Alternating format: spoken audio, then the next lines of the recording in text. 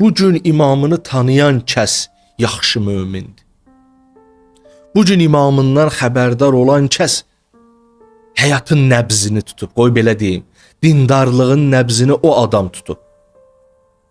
Xoş o kəsin halına ki, özü yaxşı dindarlıq eləyir, yaxşı islah olur və qeybdə olan ilahi höccəti, ilahi övliyanı, eşqin ünvanı olan İmam Zamandan da xəbərsiz deyil.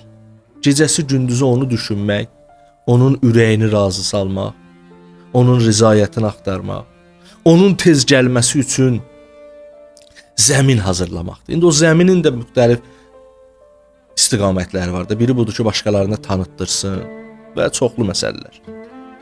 Quranda da Allah buyurduğu kimi yaxşılığa çağırsın, vaciblərə əmr elətirsin və pisliklərdən çəkindirsin və s. Ona görə də görürsünüz Müntəzir əslində nə qədər zirəng insandır.